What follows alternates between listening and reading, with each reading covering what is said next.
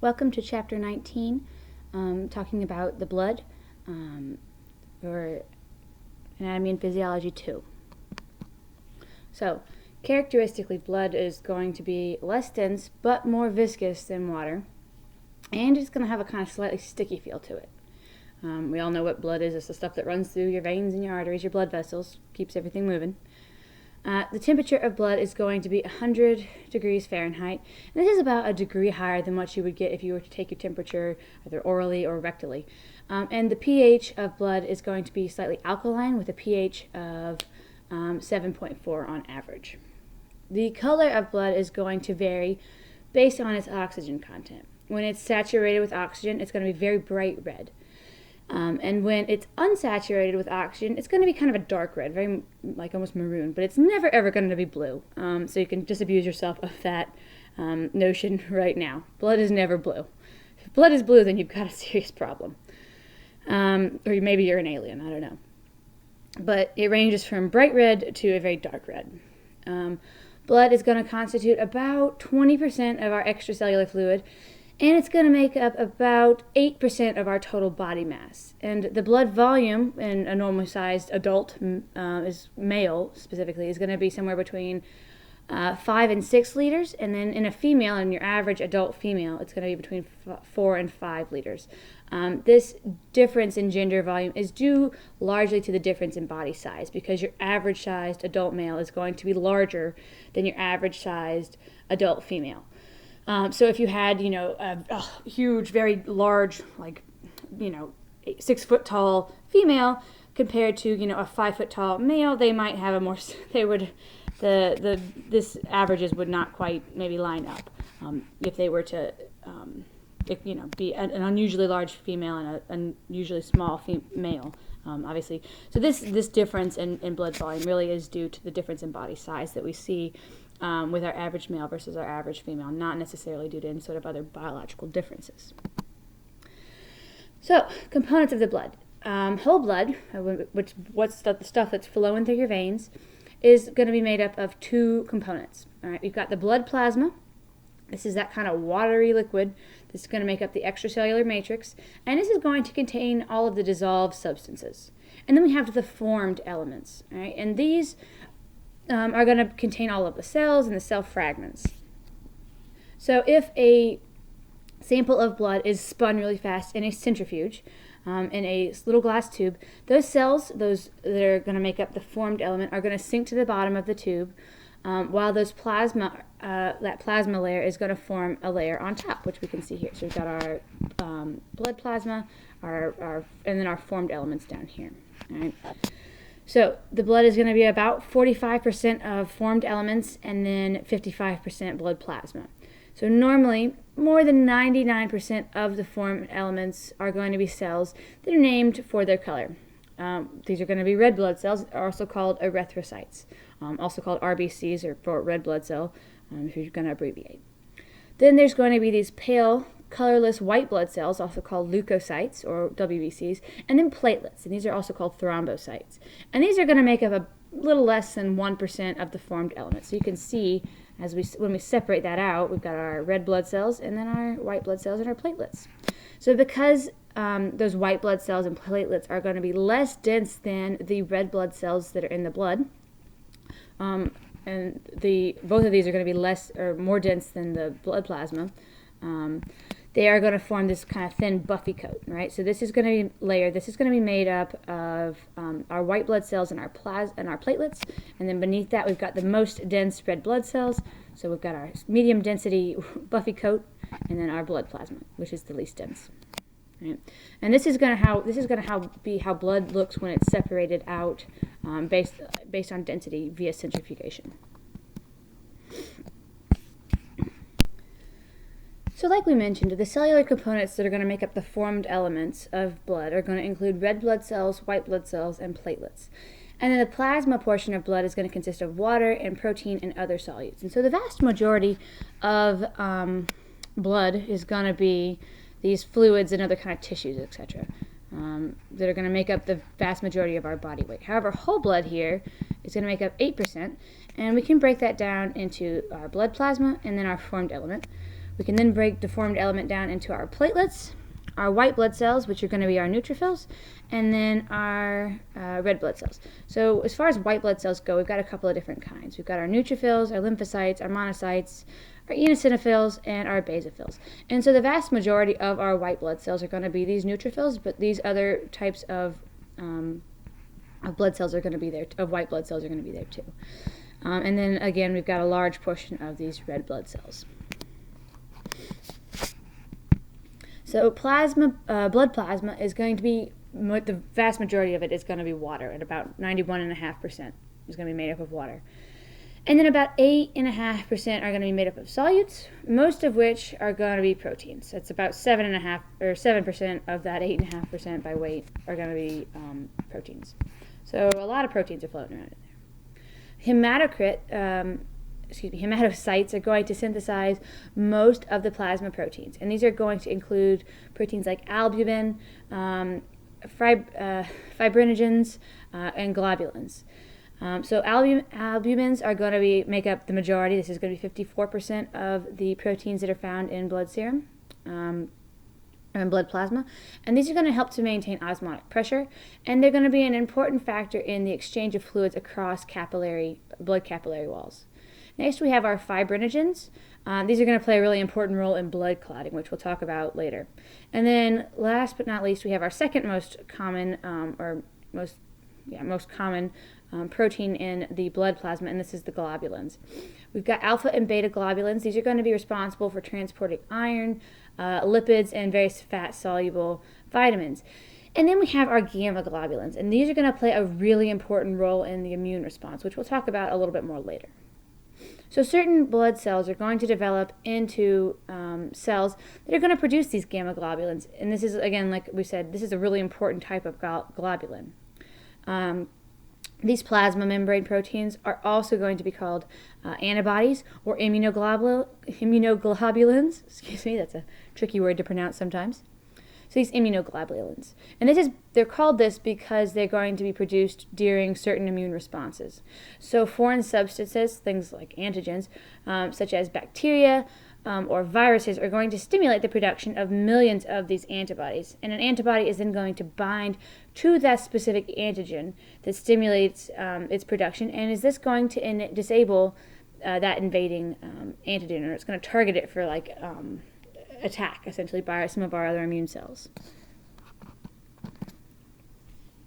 So here we have a nice little table just for your studying uses, summarizing the various substances that are found in blood plasma with the various proteins here that we talked about. So let's take a look then at the formed element in blood. All right, we've got our red blood cells, or RBCs. These are also called erythrocytes, and these are going to be responsible for transporting oxygen from the lungs to the body's cells. And they're also going to deliver carbon dioxide from the body's cells to the lungs. So it's a kind of a circular system here, hence the name. We then have our white blood cells. These are also called leukocytes, and they are going to protect the body from any kind of invading pathogen or any sort of other foreign substances. So we've mentioned this before, but we have several different types of our white blood cells. We've got neutrophils, basophils, eosinophils, monocytes, and lymphocytes. The lymphocytes are going to further be divided into our B lymphocytes and our T lymphocytes, our B cells and our T cells, and then also into natural killer cells, which is kind of a badass name if you ask me. We'll talk more about that in just a minute. But each type of white blood cell is going to contribute in its own way to the body's defense mechanism, keeping you safe from any kind of rabies and botulism, if you will. And then the next part of our formed element of blood that we have are the platelets. And these are going to be the final type of formed element. And they are going to be fragments of cells that do not have a nucleus. So among other actions, they are going to release chemicals that are going to help to promote blood clotting when blood vessels are damaged. So these are going to be really important to kind of prevent you from bleeding out when you get a paper cut, basically. Not a paper cut necessarily, but they're going to help keep blood in the appropriate places, keeping everything patched. So then we have to look at something called the hematocrit. And you maybe have heard of this being measured when you go to the doctor's office. So the percent of total blood volume that is occupied by red blood cells is called the hematocrit. And a hematocrit of 40 is going to indicate that about 40% of the blood volume is composed of red blood cells, right? And that's kind of where you want it. So the normal range of hematocrit for an adult female is going to be between 38 and 46%, with an average of 42. And then for adult males, we're going to have an average of 47, so a little bit higher in men. So basically, again, this just means that an average of 42 or 47% of your total blood volume is going to be made up of these red blood cells. All right. The hormone testosterone is also going to stimulate the synthesis of erythropoietin, and this is going to be the hormone that is in turn going to stimulate the production of red blood cells. So this is why we see a higher average hematocrit in males than we do in females, because obviously that testosterone is going to be higher in males. So overall testosterone is going to contribute to that higher hematocrit in males that we see. Lower values in women are also going to be seen during reproductive years, and this may be due to an excessive loss of blood during menstruation. And a significant drop in hematocrit would indicate anemia. And this is basically just a lower than normal number of red blood cells in the body. So here we see our anemia. We also have something called polycythemia, which is where you have a higher than normal, or an elevated hematocrit, where you have way too many red blood cells hanging around in the body. And we'll talk about this a little bit and talk about what this means in just a little bit and why it's a problem. So looking at the functions and the properties of blood, blood, as we know, is going to transport oxygen, carbon dioxide, as well as nutrients and hormones, and it's also going to help move heat, as well as transport any sort of waste products. Blood is going to regulate the homeostasis of all of the bodily fluids, as well as the pH, body temperature, and water content of the cells. And blood is going to protect against any kind of excessive loss of blood via clotting. And this is going to blood is also going to use white blood cells to protect against any kind of infections. So overall, blood is going to have a lot of very important roles in the body. You really need blood. It's important. So now let's look at the origin and the development of these various types of blood cells. The process of producing blood cells is called hematopoiesis, or hemopoiesis, depending on, I guess, who you're talking to. So this is going to use pluripotent stem cells that are going to differentiate into each of the different types of blood cells.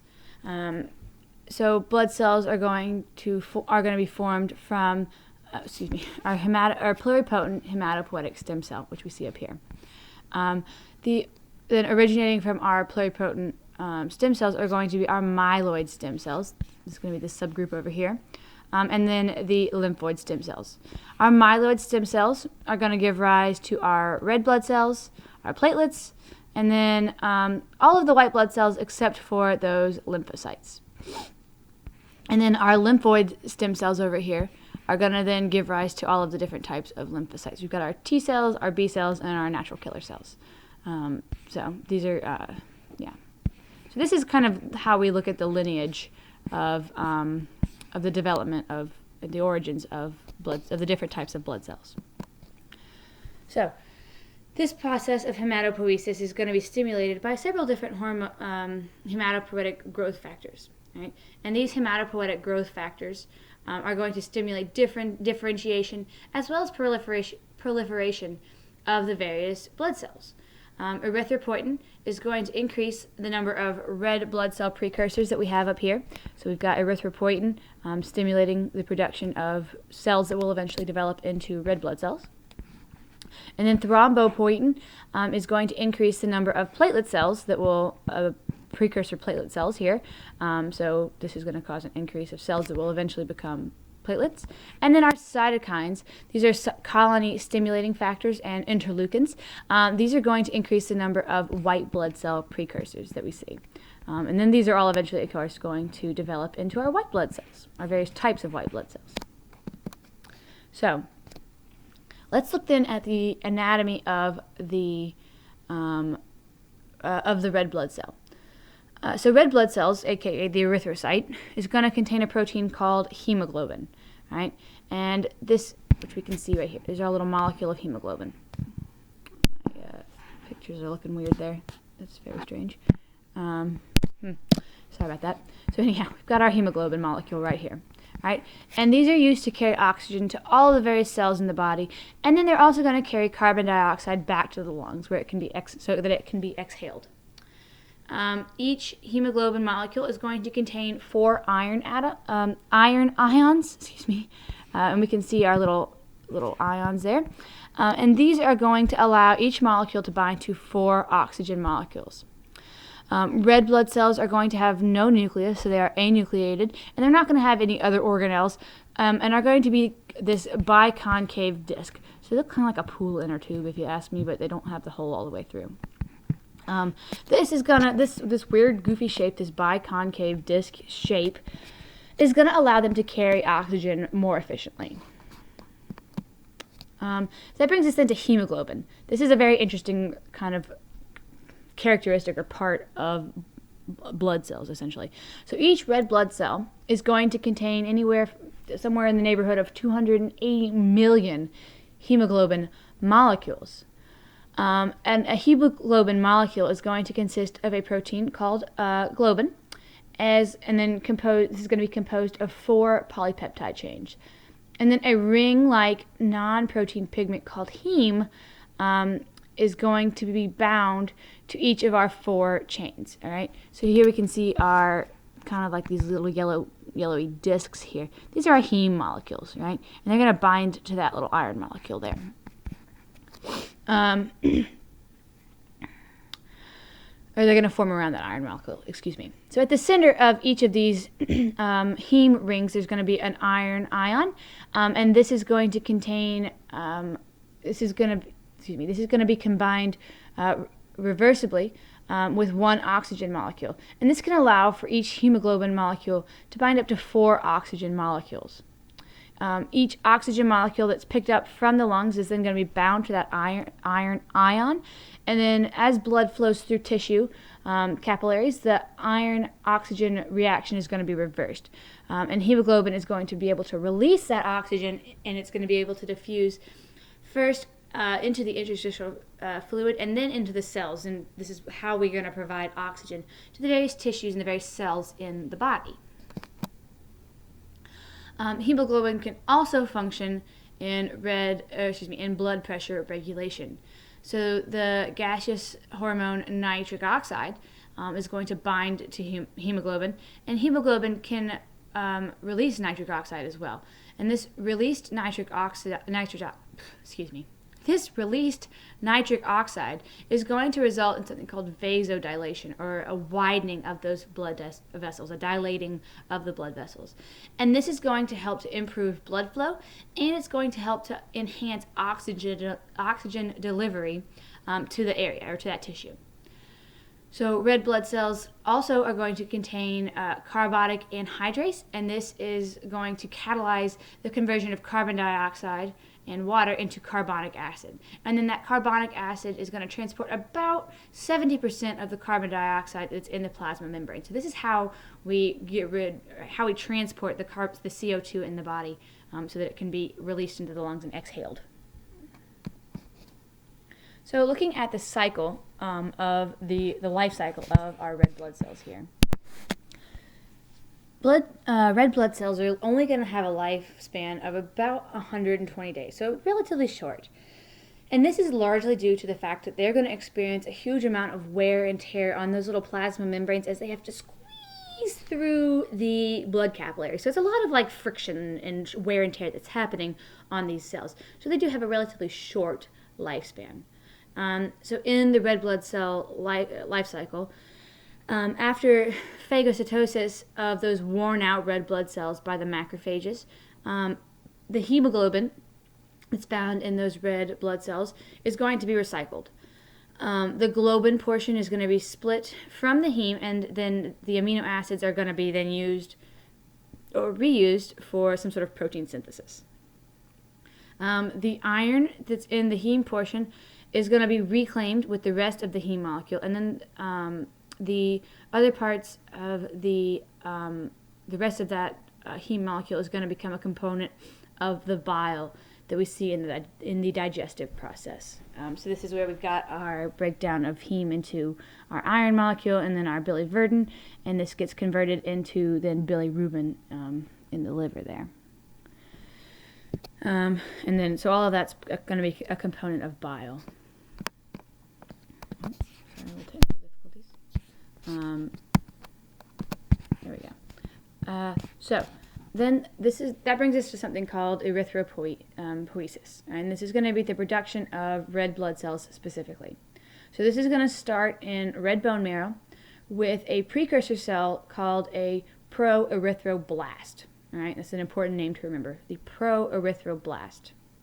All right, this is going to divide several times to produce cells that are going to be able to begin to synthesize hemoglobin. And ultimately, a cell near the end of the developmental sequence is going to eject its nucleus. So it's going to spit out that nucleus, what we see right here, and it's going to become a reticulocyte. The loss of the nucleus is going to cause the center of the cell to kind of indent in, be kind of dimpled in, giving us that kind of goofy biconcave shape that we see. That's so typical of a red blood cell. Reticulocytes then are going to retain some of the mitochondria and the ribosomes, as well as their endoplasmic reticulum.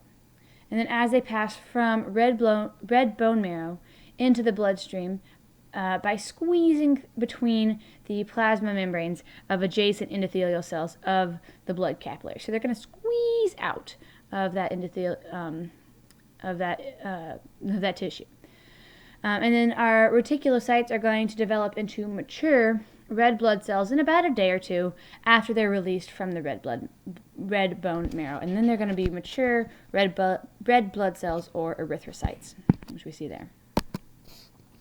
So erythropoiesis is normally going to be controlled, as usual, by a negative feedback loop here. So normally erythropoiesis and red blood cell destruction is going to proceed at approximately the same pace. So if the oxygen carrying capacity of a red blood of the blood is going to fall below like an acceptable level, it's dropping out of homeostasis. This is going to be due to the fact that potentially erythropoiesis is not keeping up with our red blood cell destruction. And this is going to be where our negative feedback loop system is going to kick in. And it's going to kind of step up our red blood cell production. Right? The controlled condition being the amount of oxygen that's being able to be delivered to the body's tissue. And an oxygen deficiency at a tissue level is called hypoxia. And this can occur if too little oxygen is entering the blood. So that's actually can be a really dangerous condition.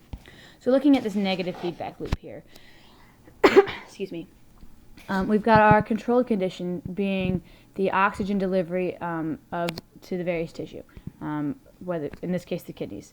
If there is a decrease in that, then receptors in the tissue will detect that low oxygen level, and they're going to increase erythropoietin secretions into the blood.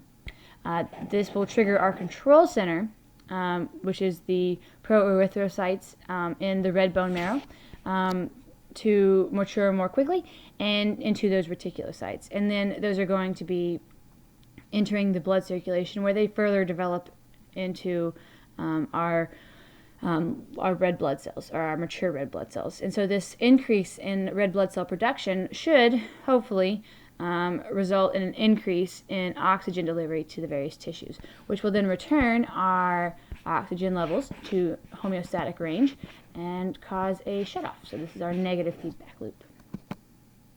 So this brings us an interesting topic. This is something called blood doping.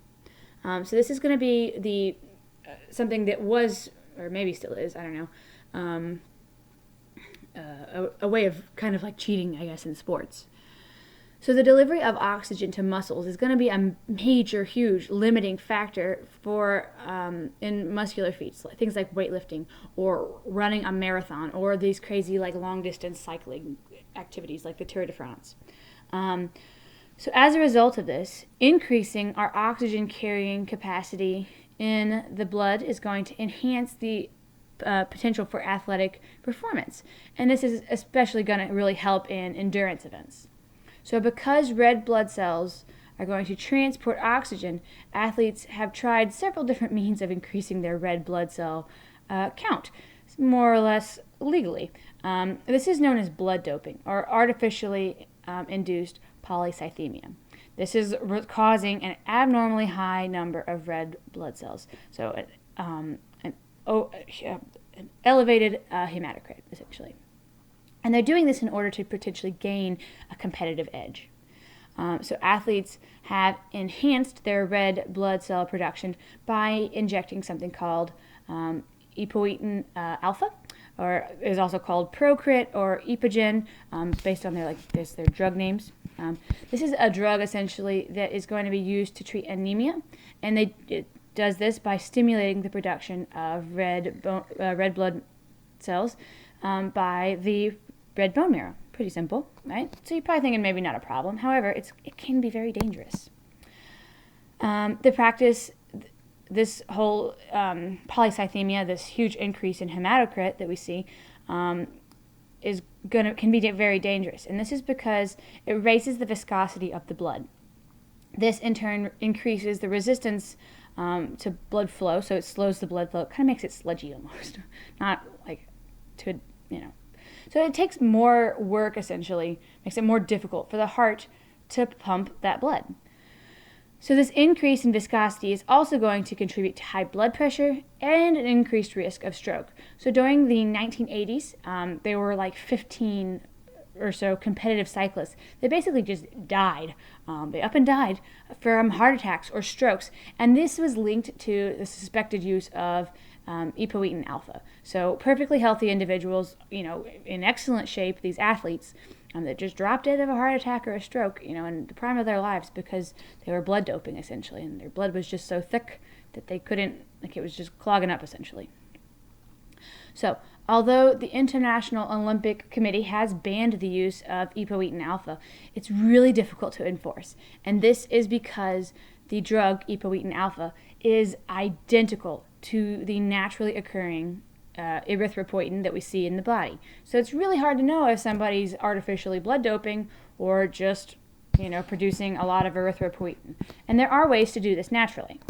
So, one of the ways to do this is so-called natural blood doping, and this is going to be a very successful, way of doing it. So this is seen a lot in athletes who train or marathon runners that are from Kenya. So the average altitude throughout the Kenyan highlands is going to be somewhere around 6,000 feet above sea level, which is very, very elevated.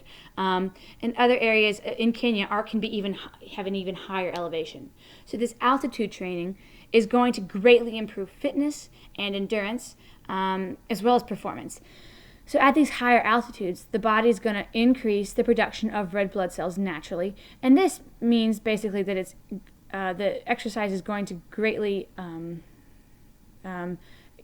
is going to have hugely a lot of oxygenates the blood. Right. So when these runners are going to go compete in like Boston, for example, which is at an altitude around sea level, their bodies are going to have a ton of this erythropoietin, lots of red blood cells stored up in their body, because these athletes have been training at such a high elevation. So they're going to have a competitive advantage to those athletes that are training in like Boston at sea level. So there are a huge number of training camps actually that have been established in Kenya, and are now going to attract these endurance athletes from all over the world, so that they can go and train in these high altitude regions where there's lower oxygen in the air. So this stimulates the production of erythropoietin, thereby stimulating the production of more red blood cells. So making for potentially athletes that have a stronger endurance overall. So that wraps up our discussion about red blood cells. Now moving on to the white blood cells.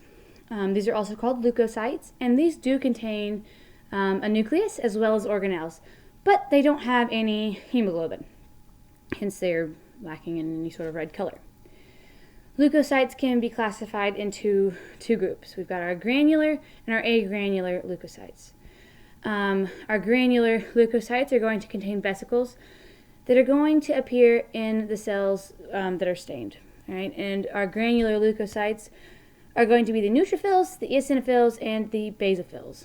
And then our agranular, so you can see here, they kind of like this kind of weird, bumpy, sort of grainy kind of looking characteristic. That's what we say that's what we mean when we're saying our granular leukocytes. They've got these they look kind of granular, grainy looking. And then our agranular leukocytes don't contain these granules, and they are going to be the lymphocytes and our monocytes. So you can see these don't have those granules. So, white blood cells are usually only going to live for a few hours or a few days. And normal blood is going to contain anywhere from 5,000 to 10,000 leukocytes per millimeter cubed, per millimeter cubed.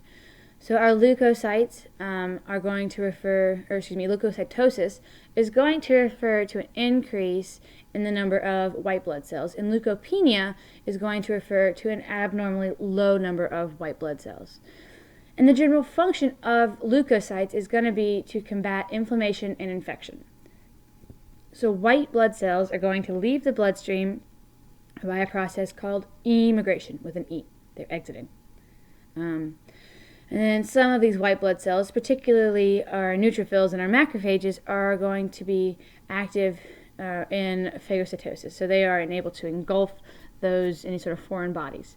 And then the chemical attraction of white blood cells to a disease or an injury site is going to be termed chemotaxis. So different white blood cells are going to combat inflammation and infection in different ways. All right? And so this is actually really important this is important material to know because we can use this information, these changes in white blood cell levels, to kind of get an idea of what a patient is sick with, essentially. So neutrophils and wandering or fixed macrophages, which are going to develop into monocytes, or from those monocytes, are going to do so through phagocytosis. Eosinophils are going to combat the effects of histamine by allergic reactions, and they're going to phagocytize antigen antibody complexes, as well as combating parasitic worms. So eosinophils and worms, gross. Our basophils are going to develop into mast cells that are going to liberate heparin and histamine and serotonin, and allergic reactions that are going to intensify the inflammatory response. This is why if you get like a bug bite or whatever, and you put like an antihistamine on it, it'll help to kind of combat this release of histamine that's making you itchy or swollen, really more swollen than anything. And then our B lymphocytes, in response to the presence of any kind of foreign substances called antigens, they are going to differentiate into plasma cells that are going to produce antibodies. And then our T lymphocytes are going to destroy foreign invaders directly. And a differential white blood cell count is going to be a diagnostic test in which specific white blood cells can be counted or enumerated, quantified. And because each type of white blood cell, like we said, plays a different role, determining the percentage of each blood type in the plasma or in the blood is going to assist in the diagnosis of various types of various conditions. So here we've got a really great table showing the significance of high versus low white blood cell counts of the various types of white blood cells. So in general, an elevation in white blood cells and white blood count is usually going to indicate some sort of infection or inflammation, and low white blood cell count may be developed due to several different causes, one of which is cancer, unfortunately. So a differential white blood a differential white blood cell count is going to help to determine what if any problems exist. So you can kind of go through these on your own, what each high versus low for each of the different types of white blood cells indicates. But these are important to be aware of and to know. So, we mentioned this process called immigration, right? And this is a really important process in the development of white blood cells. So white blood cells may live for several months or years, and their main function is just going to be to combat invading microbes. So during an invasion, many white blood cells are going to be able to leave the bloodstream and collect at that site of invasion. So wherever there's a lot of these little invaders, little pathogens potentially. Red blood cells are going to be contained within the bloodstream. However, white blood cells are able to leave the bloodstream by a process that's called immigration. It's also called diapinsis.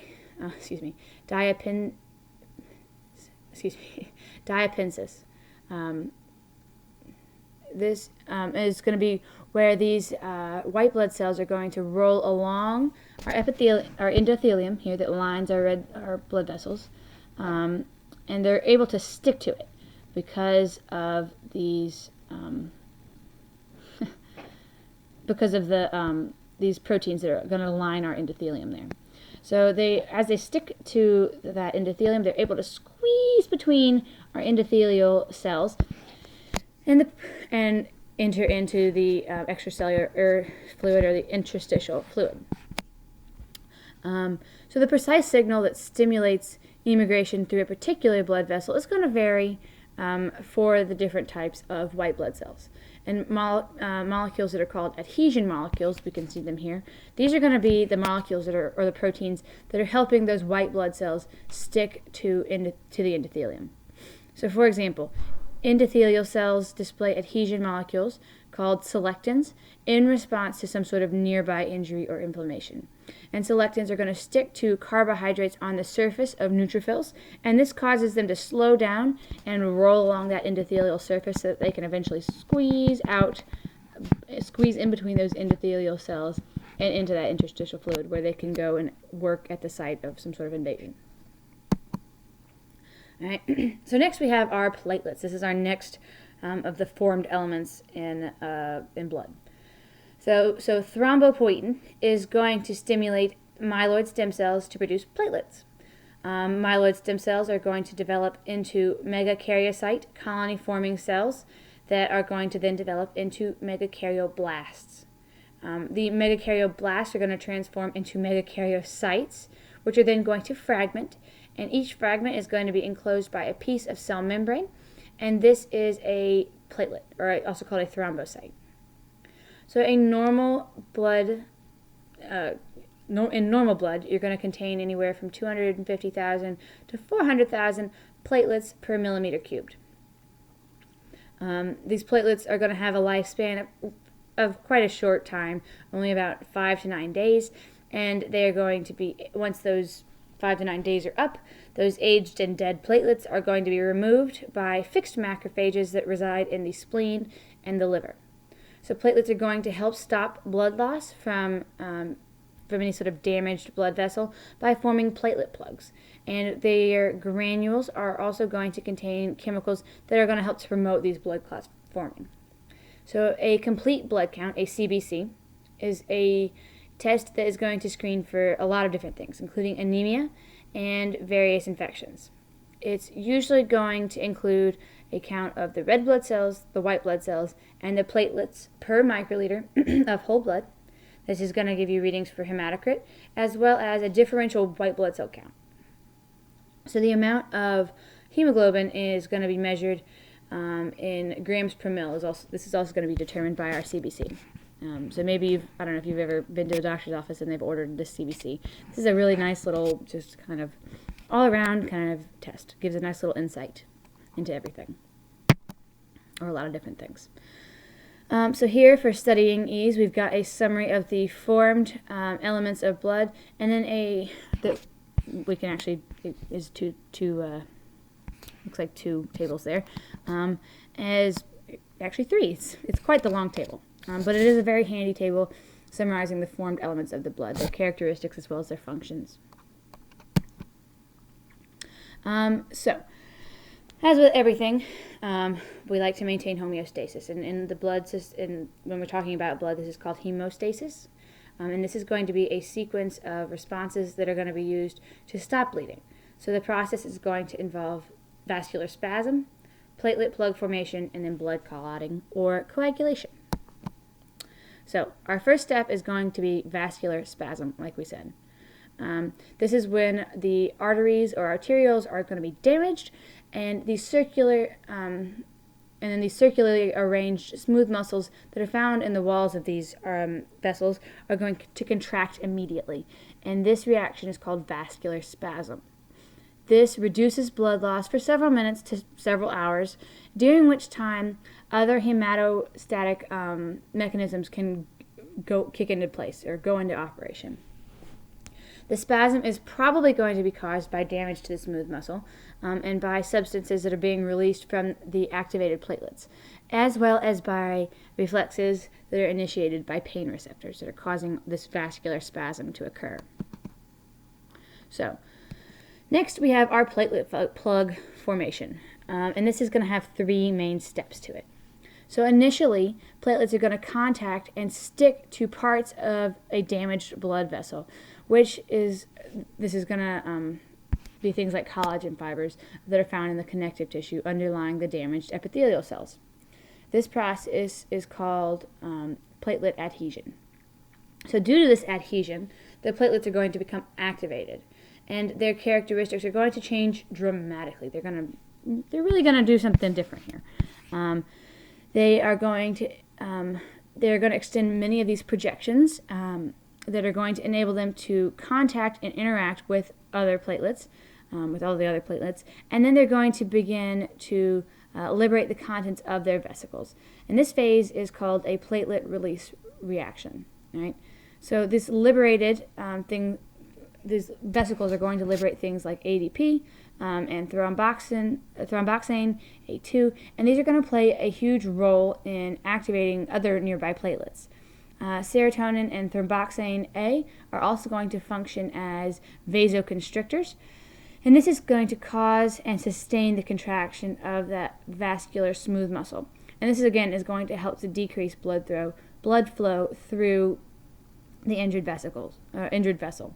So basically, when this adhesion occurs, the platelets are going to release their vesicles that are going to trigger other platelets around them to activate and do the same thing, essentially.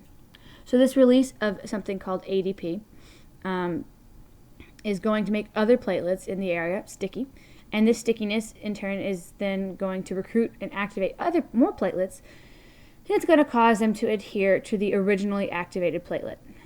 This gathering of platelets is going to be called platelet aggregation, and eventually the accumulation and attachment of a large number of platelets is going to form a mass called a platelet plug.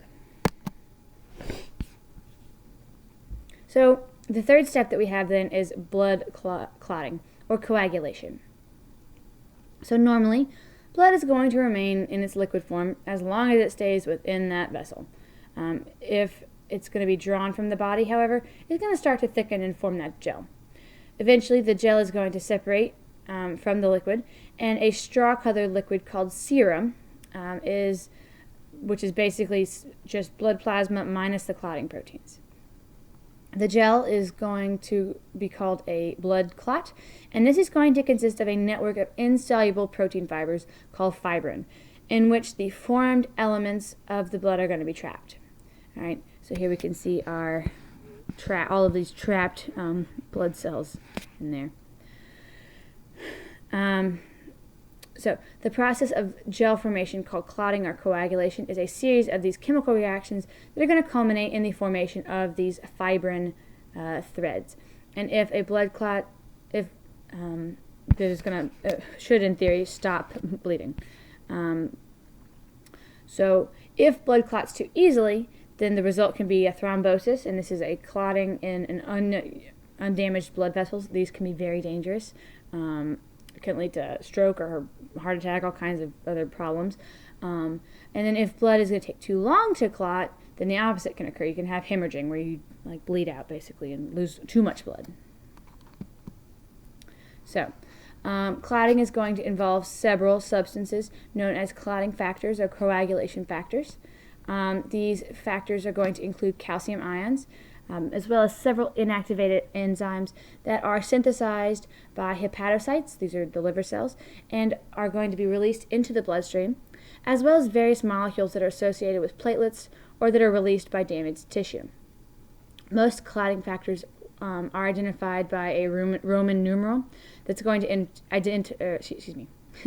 This Roman numeral is basically just going to indicate the order in which they were discovered, not necessarily the order in which their participation is involved in the clotting process. So just when they were discovered, who was discovered first. So, looking at the process of coagulation then, the steps involved in this. The whole clotting process is a very complicated cascade of enzymatic reactions in which clotting factors are going to activate many other molecules of the next one and in a fixed sequence. So it's a very chain reaction kind of process. So finally, a large quantity of product, in this case our insoluble protein fibrin, is going to be formed, and then leading to the production of our clot here. So clotting can be divided into three stages.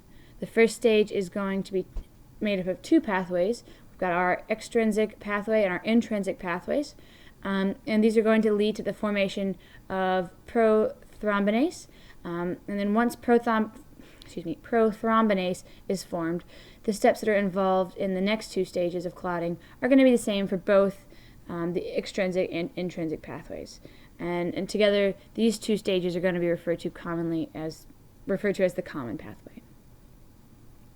Prothrombinase is then going to be converted into prothrombin, and this is a plasma protein that's formed by the liver, and this prothrombin is then going to be and this prothrombinase is converted into prothrombin using an enzyme called thrombin.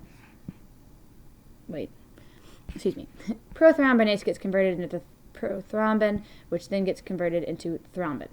Our thrombin then converts those soluble fibrinogen proteins. This is just another plasma protein that's formed by the liver. So thrombin converts fibrinogen into the insoluble fibrin, and the fibrin is going to form the threads that are going to make up the clot. So, going back and looking at our extrinsic pathway, because remember we've got a couple of different ways to get from, two different ways to get to the production of our prothrombinase. All right, so using the extrinsic pathway, the blood clotting is going to have fewer steps than what we would see in the intrinsic pathway, and is going to occur very rapidly, within a matter of seconds, if the trauma is severe. The extrinsic pathway is so named because a tissue protein called tissue factor, also known as thromboplastin, is going to leak into the blood from cells outside. They are extrinsic to the blood vessels, hence the name. And this is going to initiate the formation of our prothrombinase. Right? So we've got our tissue factor leaking in and resulting in the production of prothrombinase. And then in the presence of calcium ions, our tissue factor is going to begin a sequence of reactions that is ultimately going to activate clotting factor 10. Once factor 10 is activated, it's going to combine with factor 5 in the presence of calcium to form the active enzyme prothrombinase to complete that extrinsic pathway. So this is a pretty simple one. So tissue factor, so there's some sort of tissue trauma. This causes the release of tissue factor, which interacts with calcium ions to produce activated factor X. This is again going to interact with calcium and factor 5 to produce our prothrombinase. So that's a pretty straightforward process for our extrinsic pathway. Next, we have our intrinsic pathway. This one has a few more steps. The intrinsic pathway of blood clotting is going to be more complex than our extrinsic pathway, and it's going to occur more slowly, usually requiring several minutes for it to really get up and going. So the intrinsic pathway is named as such because its activations are going to be either in direct contact with blood, or it's going to be contained within, intrinsic to, the blood. So outside tissue damage is not needed for this intrinsic pathway to start up. So if endothelial cells become roughened or damaged in some way, a clot or blood can come into contact with collagen fibers in the connective tissue around that endothelium of the blood vessel. So in addition, trauma to endothelial cells causes damage to those platelets, and this also results in the release of phospholipids by those platelets. Contact with collagen fibers or with the side of a glass blood collecting tube is going to activate the blood clotting factor 12. And this is going to begin a sequence of reactions that's eventually going to activate clotting factor 10. The platelet phospholipids and calcium ions can also participate in the activation of factor 10. And once factor 10 is activated, it's going to combine with factor 5 to form the active enzyme prothrombinase, just like what we had our end product being in our extrinsic pathway. And this is going to lead to the production. This is basically our end of our intrinsic pathway. So either way, whether you have tissue trauma or just blood trauma with our extrinsic or intrinsic pathway, either way around it, you're ending up with the end product of prothrombinase. Right? That this can then be used to carry on through the common pathway, which is going to lead to the final production of a clot. So, like we said, once we've got our prothrombinase, we can proceed on however we've gotten our prothrombinase, whether it's the extrinsic or intrinsic pathways. They're both going to lead to the production of prothrombinase, which can then allow us to proceed with the common pathway. So the formation of this prothrombinase is going to mark the beginning of the common pathway. And in the second stage of blood clotting, prothrombinase and calcium ions are going to catalyze the conversion of prothrombin into thrombin. And then in the third stage, so we've got thrombin being produced here, and then on our third stage, thrombin and the presence of calcium is going to convert fibrinogen, which is a soluble protein or a soluble fiber, into a loose fibrin threads that are insoluble. Thrombin is also going to activate factor 8. This is also called fibrin stabilizing factor. And this is going to help to strengthen and stabilize those fibrin threads to help kind of make that clot a little bit more sturdy. So plasma containing some factor 13 is going to also be released by platelets that are trapped within the clot to help keep things going. So thrombin is going to have two positive feedback effects. In the first positive feedback loop, this is going to involve factor 5, and it's going to accelerate the formation of prothrombinase. And prothrombinase, in turn, is going to accelerate the production of more thrombin, so on and so forth. So it's going to continue on in that positive feedback loop. Our second positive feedback loop is going to be where thrombin is going to activate platelets, which are then going to reinforce their aggregation and the release of platelet phospholipids, which is going to lead to the activation of more platelets, again, our positive feedback loop. So this is really how we have the production of our clot. All right, so our next step in hemostasis is clot retraction. So once a clot is formed, it's going to retract or tighten in order to pull the edges of the damaged vessel together.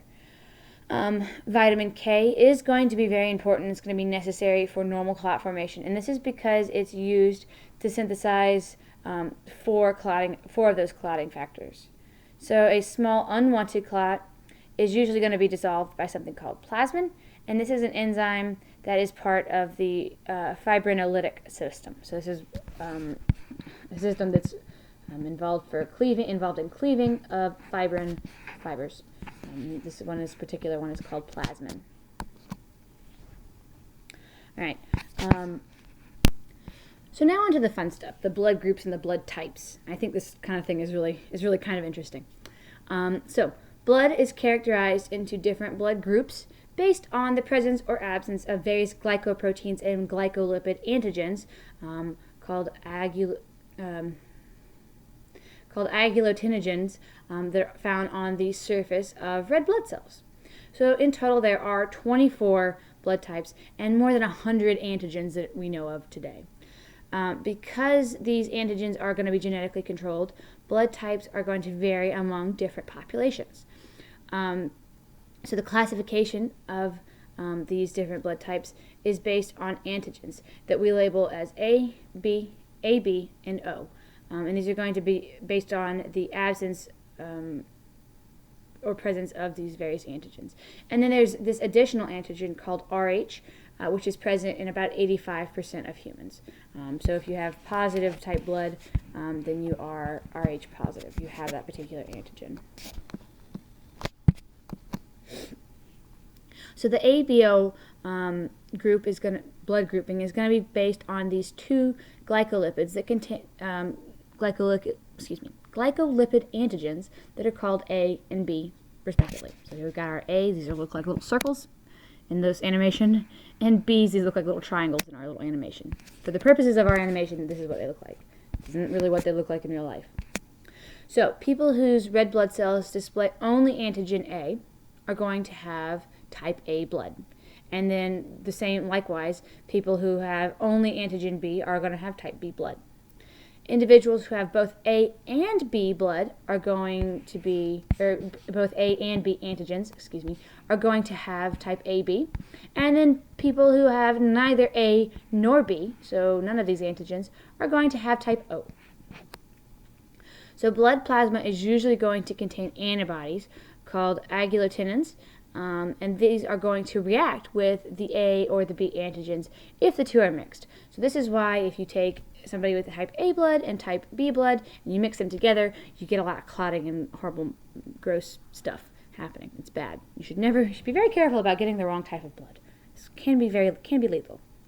So these are going to be the anti-A bodies. Anti-A antibodies, and these are going to react to antigen A, and the anti-B antibodies are going to react to antigen B. So you do not have antibodies that are going to react with antigens of your own red blood cells. But you do have antibodies, however, that are going to react with antigens from that your red blood cells lack. So for me, for example, I have type O blood. So I have neither A nor B antigens. So my body has anti-A and anti-B antigens. So if I were to receive blood that had either A or B antigens, or both, these antibodies would attack those blood cells and recognize them as foreign and cause a lot of clotting. So very dangerous. So because of this, because of these interactions, right, we need this information when we do blood transfusions. So if you've ever donated blood to give to somebody else for any sort of medical reason, they are very careful about making sure that they have the correct blood type, right? So based on the blood type you can see here, if you are O negative, meaning that you have neither A nor B antibodies or antigens, and you have no markers for Rh, you can give blood to anybody because you don't have any of these markers. So you are a universal donor. If you're like me and you are O positive, then I can give blood because I don't have A or B antigens on my blood cells. I can give blood to any kind of anybody who is positive, is Rh positive, because I do have an Rh marker. I do have antigens for Rh status on there. So just a nice little table, a couple of these little tables here, looking at the compatibility of the various blood types and the various interactions. And then last but not least, we have blood groups and blood types, like we've mentioned. So typing and cross-matching of blood are going to be performed in order to determine a person's blood type. So a little droplet of blood is going to be mixed with antiserum, and this will cause agglutinin, this will cause those agglutinate, So a drop of blood is going to be mixed with antiserum that will agglutinate or agglutinate or clump together blood cells in a process called, I'm sorry, this is the last set, I promise. So a drop of blood is mixed with antiserum, right? That's going to contain the various either antigens, either anti-A or anti-B, right? And this is going to agglutinate, or clump blood cells that are going to possess the agglutinins that react with it, right? So here you can see this anti-A serum is going to cause clumping in A and AB type bloods, and then like exactly the same with the anti-B serum. This won't react with A or O blood, but it will cause clumping in the B and AB blood. All right, that is the last of the slides for the lecture on the blood. As always, if you have any questions, please feel free to contact me via email or after class. So thanks so much, and I'll see you next time.